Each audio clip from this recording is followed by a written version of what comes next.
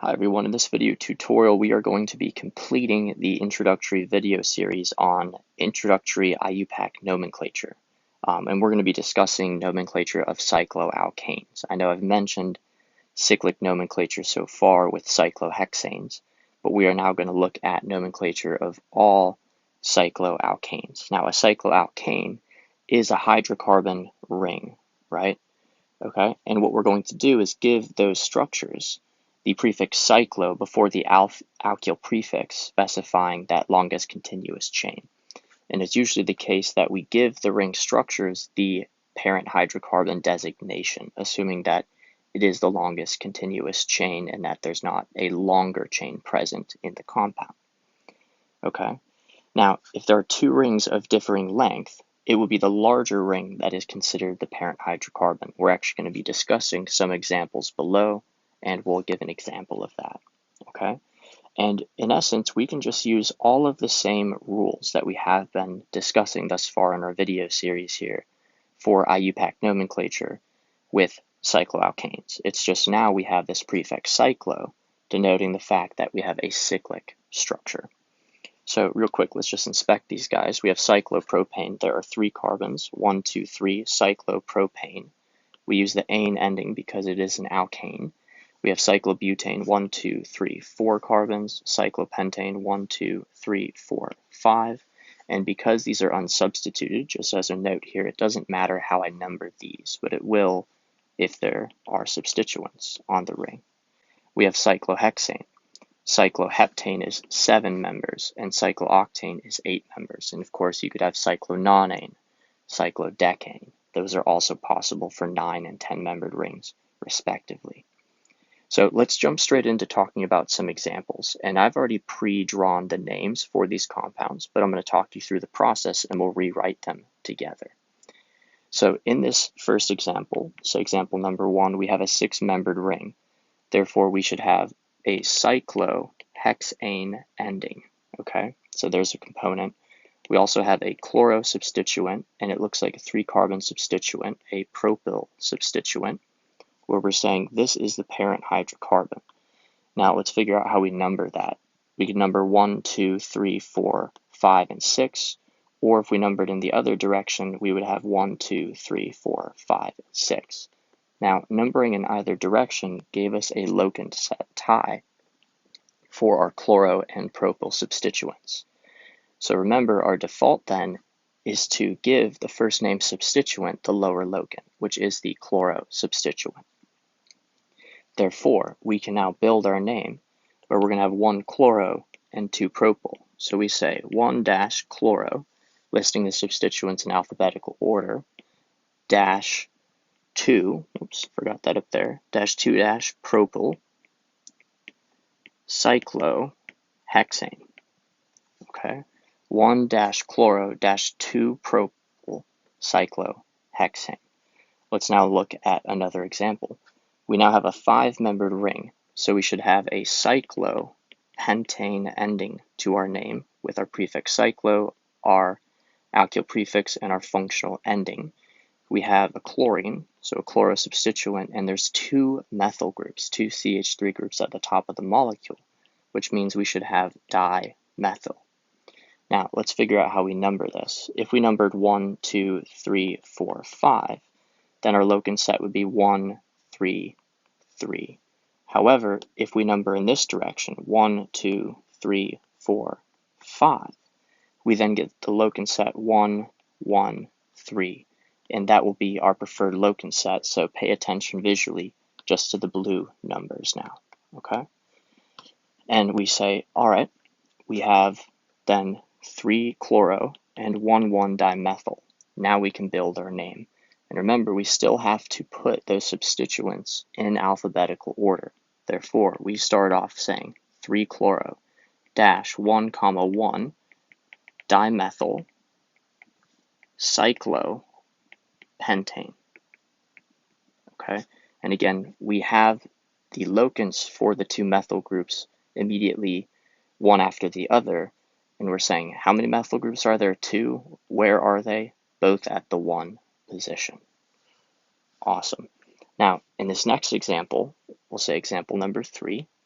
we have two rings. We have this 3-membered ring and the 6-membered ring, and it's the larger ring that gets the designation as the parent hydrocarbon.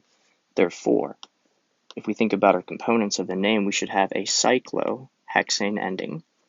We have then a cyclopropyl substituent. If you have a ring that is a substituent, we still use the alkyl style of saying substituent, so cyclopropyl, YL, signifying that that is the substituent. And we also have this isopropyl group. That's one of our common name substituents, isopropyl. And remember, in terms of nomenclature, it is the case that cyclo, that prefix, is alphabetized, whereas iso is not. So if we think about our alphabetization real quick, we have C and we have P. Whoops, I'm sorry. My apologies. It is the case that both cyclo and iso are considered for alphabetizing. I'm going to reiterate that because I misspoke at first. Cyclo and iso are both considered for alphabetization, okay? So it is the case that we are considering the C and the I for alphabetization, all right? Now, the numbering could go 1, 2, 3, 4, 5, 6, or we could start at the cyclopropyl 1, 2, 3, 4, 5, 6. Either way, we get a 1,4 locant set. Therefore, the tie break is we give the lower locant to the first named substituent, which here the C would beat the I in terms of alphabetization. Therefore, we will number in the direction that is currently shown. All right. Therefore, when we build our name, we will first name the cyclopropyl substituent. 1-cyclopropyl -4-isopropyl cyclohexane. Awesome. Okay, so there's a couple components going into this name, right? We have this idea of alphabetization. We had the tie break of the locant set being the alphabetization of the cyclopropyl substituent. The C is alphabetized over the I, but both of the prefixes cyclo and iso are considered in the alphabetization of that compound. But remember, if you had maybe this situation where you had a tert butyl, this would be a tert butyl, and a cyclopropyl, it is the case that the T is not considered for alphabetization. What is considered for alphabetization, is the B of the butyl. So therefore, if you were to name this compound, right, the numbering of the compound would be 1, 2, 3, 4, 5, and 6. The tie break goes to alphabetization, and the B is alphabetized. The T of tert butyl is not. Remember, the prefixes di, tri, tetra, sec, and penta are not considered for alphabetization, but the prefixes neo, iso, and cyclo are. Okay. Now, the last example for our cycloalkane nomenclature will be this guy. Now we have a number of substituents, 3 substituents. We have a bromo substituent, we have an isopropyl substituent, and we have a cyclopropyl substituent. Okay. And it is the case also that we have our parent hydrocarbon being this 6-membered ring, our cyclohexane. Okay. Again, it is kind of advantageous to quickly jot down these components so that it's easier to visualize the construction of the name itself. Now, let's think about how we'd number this parent hydrocarbon. If we numbered in this direction, 1, 2, 3, 4, 5, 6, we then give the locant set 1, 1, 4. If you numbered in this direction in red, 1, 2, 3, 4, 5, 6, you get the locant set 1, 4, 4.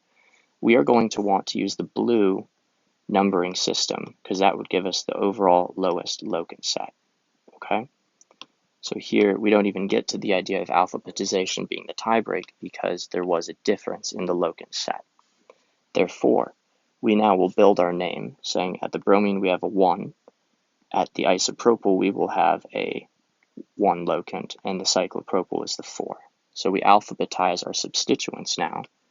1 bromo dash 4 cyclopropyl dash 1 isopropyl cyclohexane. Okay, that one's a little bit goofy. So again, it might be the case that your numbers jump up and down. That is perfectly okay. Don't let that throw you off. Sometimes it can, because it doesn't seem like it should, but that's okay. It's the case that we want to alphabetize our substituents. And remember, there is no space technically between the last name substituent and the parent hydrocarbon with its functional ending. So it might be advantageous to go back and watch this video to get this down. We actually covered here in this video not only just the generic nomenclature for cycloalkanes, but we really brought together a lot of our rules that we've been discussing in this introductory video series to IUPAC nomenclature. Okay? If you're still struggling at all, I recommend going back and rewatching these videos and or talking yourself through this document. You also have access to this document on Rogue Chem, and you can just talk through it yourself and keep on honing these rule systems. And I can't stress this enough. Once you think about your functional endings, right, this functional group priority, and you incorporate that at the outset of your learning, you will then be able to adapt to name any functional group, okay? So if we don't consider the functional group priorities in that as being a factor in how we say number the parent hydrocarbon, remember we did these examples here where the numbering was consequential because of a difference in functional group priority, we want to have that down, because if we don't, it then leads to more confusion later on. And also make sure you are comfortable with your common name substituents, as well as how to name your more complex substituents using your alkanyl system for naming them.